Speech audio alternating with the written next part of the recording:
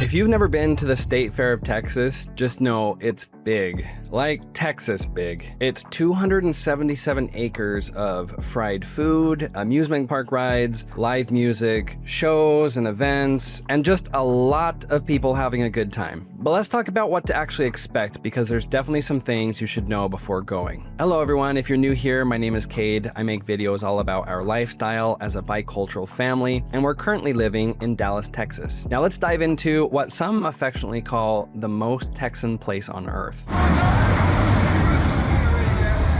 Whoa, so close! Good job. Oh, good job, good job. The fair first started in 1886, which is crazy. It is held annually every fall, and it lasts for 24 days. This makes it the longest running state fair in the United States and one of the largest. Some notable absences were the fair was not held during World War I and II, which is even crazy to talk about, and it was not held in 2020 due to COVID. The fair rakes in an estimated 2.4 million visitors from throughout the Lone Star State and across the nation. All right, with some of the history of the fair out of the way, let's talk about prices. So the first thing to note before coming to the state fair is that it's about $19 for adults, and then $14 for kids 3 through 17, and then it was $25 for parking. That one kind of hurt. I was like, wait, what? 25 for parking? There are some bundles and packages online if that's a good way to go for you, such as if you plan to spend like at least $50 of food, there's some deals with like food and parking, and we didn't do any of that. We just did the entrance tickets themselves. The parking fee is not required. You could technically park a ways away or use other options besides the fair's main parking lots. It just does seem like a little bit more of a hassle because you're going to be crossing roads and it's just quite far from the main gates. Daisy's doing this big one that goes up really far and then spins. It definitely makes me sick, but I'm glad she's doing it. ¿Qué ando haciendo, Dios mío? You especially wouldn't want to see me do this one after eating that cotton candy. But how was it?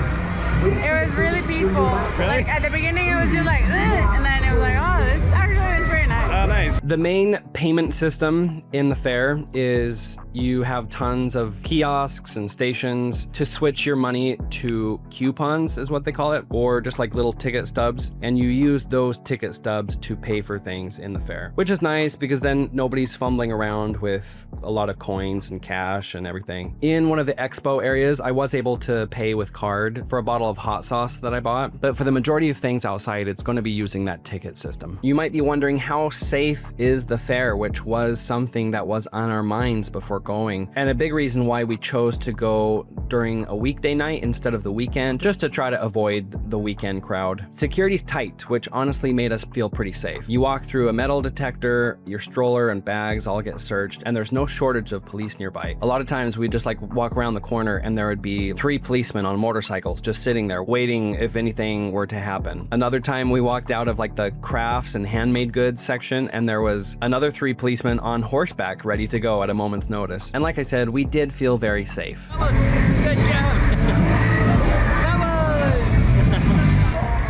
Fireworks. Whoa. Now the food. You're going to one of the biggest fairs on earth. They aren't going to do you any favors with food prices, but it is pretty delicious as well. Is it good? What flavor is it? Mango. Nice. Is it good? Yes, really good. Just so you get an idea, you're looking at about $8 to $20 for most food items, but there was some other things like some of the barbecue stations that had certain options in the $20 to $40 range. You kind of have to pick and choose as well, because some things did not have very big portions as well. For like the $8 that I spent on fries, it was just this like tiny little white box of fries. My recommendation would honestly be to buy just like one food item, but other than that, just bring some yummy food and have a picnic somewhere as a family. We actually saw a lot of people doing this.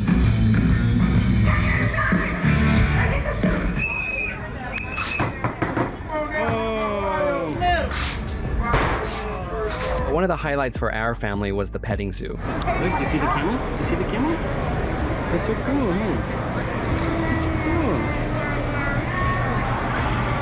That's so They did sell food that you could feed to the animals for $5 for like a really big cup, and then another option for $2 for a smaller cup. But they had everything: porcupines, zebras, camels, goats, kangaroos. We finally found the petting zoo area, and it was really awesome. There was so many different types of animals, and not only Daden liked it, but Daisy and I loved it as well. It was really cool. Mom, Daylin.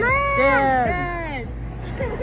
Donkey. There are plenty of bathrooms, lots of shaded areas, and just so much to explore. We were there for probably 3 or 4 hours, and with our little 2-year-old, that was about right. But if you've got older kids and you got some good walking shoes, I think spending more time would actually even be better just to be able to see everything. But just be prepared to spend an arm and a leg while you're at it. But honestly, that's kind of what makes it special. It's only once a year. It's something you can do with your family. You're definitely gonna make some fun memories, maybe start a tradition, and just experience this really fun part of Texas culture. So if you live in the area and you're thinking about going, I would definitely highly recommend it, just as far as you know a couple of these things going in. That's about it for today. Thanks so much for watching. I will catch you guys in the next one.